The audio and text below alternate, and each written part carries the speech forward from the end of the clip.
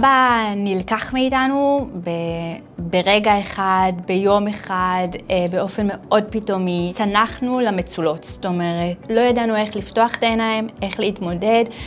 הוא באמת היה עמוד התווך של המשפחה. הייתי תלמיד בשנה א' כשהקמתי את העמותה. ביד המקרה נחשפתי לסיפור של השופט לוי. פגשתי את המשפחה, את משפחת לוי המקסימה שהפכה להיות כבר המשפחה השנייה שלי. ובשיחה שהייתה לי עם אור, אמרתי לה, אור, הפרויקט הזה שאני חושב עליו, שנקרא המסלול החדש, הוא צריך להיות על שם השופט. מצד אחד מאוד רצינו להנציח, לספר, לשמור על הגחלת הזאת שהוא הוריש לנו, ומצד שני, אף אחת מאיתנו לא הייתה מסוגלת לגעת בפצע הזה. ולכן כשמיכאל פנה אליי, וכשהוא סיפר לי על העקרונות של העמותה, אז הוא מאוד מאוד הצליח להלהיב אותנו, לסחוף אותנו. השופט נפטר ממש שנה לפני שהתחלתי את התואר. נראה לי שאין ראוי ומתאים יותר מהשופט, בין היתר לרקע הפסיקה שלו, קורות החיים שלו, לבטא את רוחה של העמותה הזו. כשמיכאל דיבר איתי על הרעיון של העמותה, לא שיערתי, לא חלמתי, לא דמיינתי שכחלוף 10 שנים, שם פתאום תהיה העמותה כל כך יפה, כל כך גדולה, כל כך משגשגת. אור נענתה מיד, ובחלוף 10 שנים, הנה אנחנו נמצאים פה, אירוע עשור להקמת העמותה. אין שמח ונרגש ממני על ההישג הזה.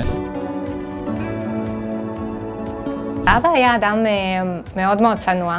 אני חושבת שכל הפוקוס ולהיות במרכז זה משהו שהיה לו מאוד קשה. מצד שני, כשהוא היה רואה את כל הפעילות ולאיזה קהל העמותה פונה, וזה קהל שמאוד מאוד היה חשוב לו כל השנים לתת להם פוקוס, אז הוא היה מאוד גאה. כל מה שהעמותה עושה זה היה משהו שמאוד מרגש אותו, כי זה כל כך תואם להשקפת העולם שלו, כל כך תואם מאיפה שהוא התחיל ולאן שהוא הגיע. העמותה בעצם עושה 2 דברים במקביל. גם מצד אחד מנציחה את הזכר של אבא, את מה שהוא עשה ומספרת על פסקי הדין שלו ועל האישיות שלו. וגם בעצם נותנת צוהר לאותם תלמידים, לאותם בני נוער, ומראה להם שזה אפשרי. שהם יכולים בעצמם להגיע להיות דמויות מפתח בחברה, יכולים להשפיע על החברה.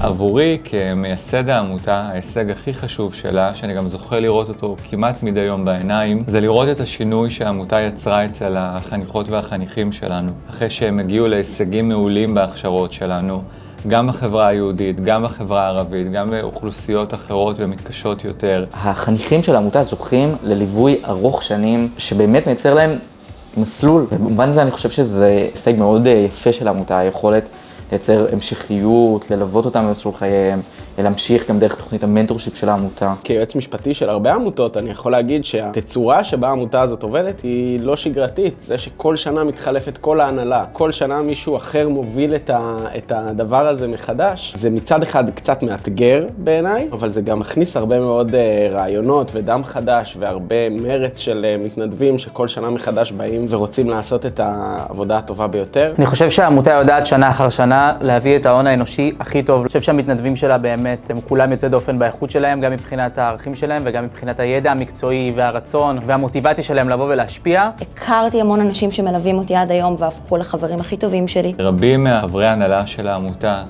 הגיעו לתפקידי מפתח כבר היום במשק ובעולם המשפט. הם זכו להתמחות במקומות הטובים ביותר, בבית המשפט העליון, במחלקת הבג"צים, בפרקליטות, במשרדים המובילים. באמת העמותה מצליחה למשוך אליה את האנשים הכי מקצועיים, הכי רגישים, הכי מחויבים והכי מחוברים. עבורי זה דבר מאוד מאוד מרגש לדעת שבחרנו נכון וקלטנו לשורותינו את הטובות והטובים ביותר. יש כאן איזושהי הבנה עמוקה שהמשפט הוא לא תחום שנפרד מדיסציפלינות אחרות, אלא הוא מתכתב איתן, ואני חושבת שזה הכוח של העמותה. זאת אומרת, להבין שכדי להיות משפטן טוב נדרשת איזושהי הבנה אינטלקטואלית בעוד שדות ידע. אני חושבת שהעמותה ממש לא מתפשרת על מצוינות, ובאמת אני חושבת שזה מה שמוביל אותה באמת לעשות שינוי שהוא משמעותי. העמותה זכתה בשנת 2019 בחשוב שבפרסים, בפרס אמת, על שם אלברטו מוסקונה.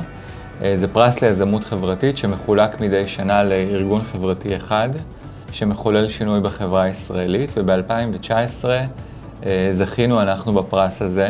המסלול החדש הוקמה על מנת לחולל שינוי בחברה הישראלית מצד אחד, אבל בעיקר בחיים של צעירים וצעירות מחברות ומאוכלוסיות שונות בחברה הישראלית שצריכות אותנו.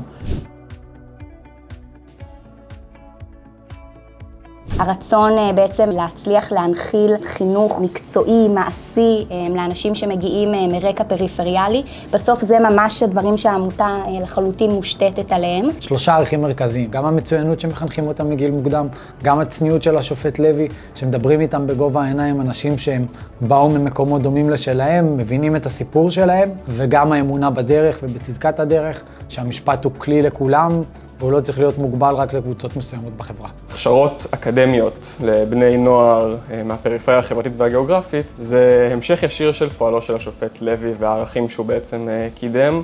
החל מחינוך לכולם, זכויות לכולם. הזכות לקיום בכבוד לא מסתכמת בקיום פיזי בלבד. בפרשת עמותת מחויבות הוא דיבר על זה שחייו של אנוש צריכים להחזיק איזושהי הבטחה כלשהי לעתיד הנראה לעין. ואני חושב שבעמותה אנחנו מנסים להחיות בדיוק את הרוח הזו. לתת איזושהי סקרנות, תקווה וציפייה לעתיד. אני רואה את הערכים של השופט לוי מתגשמים גם בתוכן של הסילבוסים, שהם בעצם מאוד מאוד מונחים לפסקי הדין של השופט. אני מאוד בולט בפסיקות של השופט לוי, העצמאות המחשבתית שלו, וזה משהו שאנחנו מאוד שמים עליו דגש גם בעמותה, לעודד לחשיבה ביקורתית, לעודד לשיח עם דעות עצמאיות. השופט לוי שם דגש מאוד מרכזי וגדול על מתן הזדמנויות שוות לכל האוכלוסייה, והעמותה ממשיכה את פועלו באמצעות שימוש בכלים שלא מונגשים לאוכלוסיות שונות, ומנגישה אותם להם ונותנת להם אפשרויות. באמת לפנות לאנשים שלא בהכרח הגיעו מנקודת פתיחה שווה לאחרים, ולתת להם את ההזדמנות להמשיך ולהתקדם ולפתח את עצמם ולהגיע למקומות שאולי אחרת היו חסומים בפניהם. העמותה פועלת מתוך בחירה כמובן בשוליים החברתיים, כלכליים, פריפריה של החברה הישראלית, בדומה לסיפור חייו של השופט לוי עצמו, ובהתאם לערכים שהוא הנחיל, ערכים שקשה לפספס.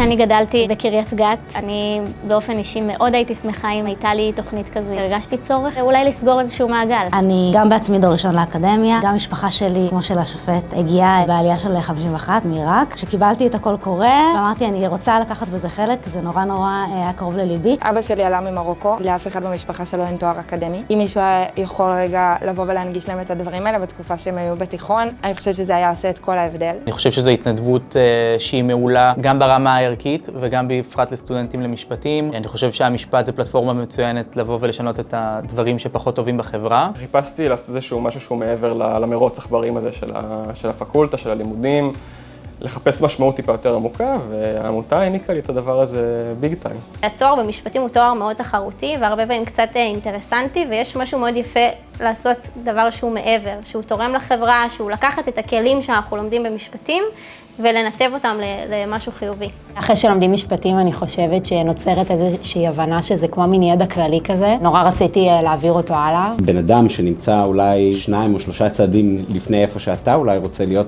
גם נותן לך את הביטחון שאפשר להגיע לשם. בתור יוצאת פריפריה, מגיע להם לקבל את הידע הזה, ומגיע להם לפתוח את הראש ולקבל מידע שהוא לא מידע תמיד נגיש. גדלתי בנוף הגליל, הרגשתי שהעמותה היא ממש פלטפורמה מצוינת להעביר הלאה לחניכים אחרים מהפריפריה, שאפשר להגיע גם לכאן.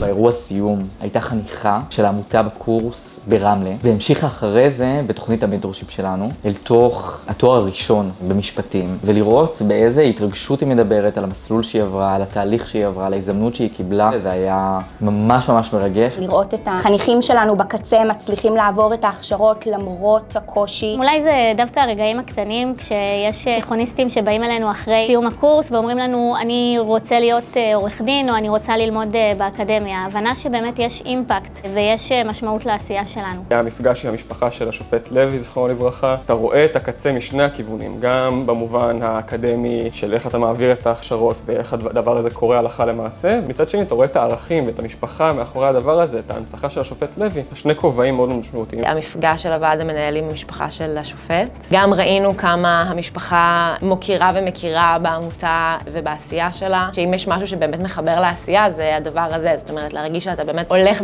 בדרכם של ענקים. עשינו תוכנית הענקת מלגות. היה לנו טקס כשישבנו עם החניכים באותו זמן ושמענו אותם. פתאום כל העבודה הזאת וכל הדברים התנקזו לתוך איזושהי שעה אחת. זה היה באמת פשוט דבר מהמם ומאוד מרגש. יום אחד מיכאל אמר לי, תקשיבי, יש לנו פוסט שאנחנו נפרסם אותו, והוא מרגש באופן מיוחד. הוצאנו לאור את העובדה ש5 בוגרות העמותה התחילו לימודי משפטים אקדמיים, זאת הייתה חגיגה אמיתית.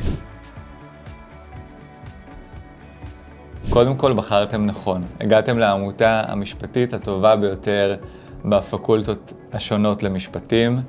אתם תהיו חלק לא רק מארגון חברתי שאתם מתנדבים בו, אלא גם ממסגרת מקצועית ואקדמית שתטפח אתכם ותעצים אתכם ותוכלו לקבל בזכותה כלים שיתרמו גם למשפטנים שאתם וגם למנהיגים שאתם עתידים להיות. לבוא לעמותה, זה דבר ראשון, קודם כל להתנדב. להבין שיש באמת משמעות אדירה לדברים שאנחנו עושים. אני חושב שמעבר לפעילות ההתנדבותית ומה שאתה נותן, אתה מקבל גם סוג של בית, מקום להתייעץ, הכוונה. לפעמים זה נראה שעובדים הרבה יותר קשה מאחרים, אבל זה שווה את זה. תנצלו את ההזדמנות האדירה הזאת שנותנים לכם להיחשף לבני נוער, להדריך אותם. זה הרבה מעבר להקניית ידע, זה באמת לגעת בהם ולהשפיע. ולא רק ללמד אותם משפטים, משפטים זה חשוב, אבל בסופו של דבר זה להקנות להם את תחושת מסוגלות ואת היכולת לחשוב ולהביע דעה בצורה ביקורתית ובצורה מעניינת. תהנו מהשנה הזאת, תיקחו ממנה כל מה שאפשר, שזה אומר קשר עם חניכים שילווה אתכם שנים קדימה, וגם תהנו מההיכרות עם הסטודנטים שאתם מתנדבים איתם, כי זה גם קשרים שלוקחים אותך. קחו את הזכות הזאת בשתי ידיים, את האחריות הזאת בשתי ידיים, ותחשבו איך אתם עושים הכי טוב לכל חניך שיושב שם בכיתה עם עיניים סקרניות, וצמא למידע הזה שיש לעמותה לתת. לקחת תפקיד וללמוד ממנו, ללמוד מהאנשים שאיתך, לעשות מהדבר הזה משהו שהוא משמעותי. העמותה מאפשרת לך לקרוא פסקי דין, לראות מצבים משפטיים בנקודת מבט עמוקה יותר, עם הסתכלות על עוני, היבטים של רווחה ושל שוויון מהותי שצריך להיות בחברה הישראלית. קודם כל מפתח אותך באופן אישי, כי אתה לומד איך ליישם את מה שאתה לומד באוניברסיטה, ודבר שני, אתה נותן המון ואין פה נתינה. למעשה כשאתה נותן אתה מקבל, לא להירתע מהעומס ולא לחשוש, ללכת על זה, ונראה לי באמת זה משמעותי ונותן. המסלול החדש צריכה מסלול חדש. אחרי עשור שבו שלטה בכיפה הגישה הבינתחומית למשפט, הגענו למסקנה שהעולם משתנה והעולם מתפתח.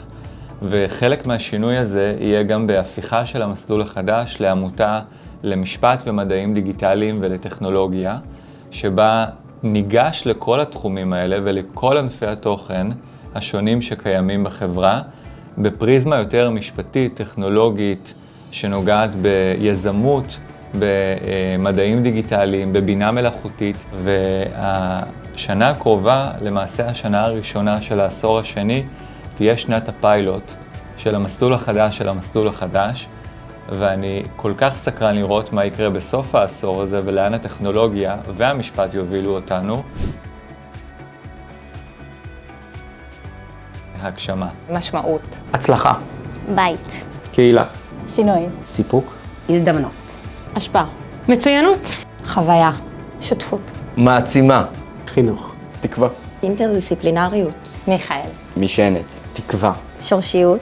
יוזמה. שליחות. העצמה. חינוך. משמעות. עשייה. תעוזה. שליחות.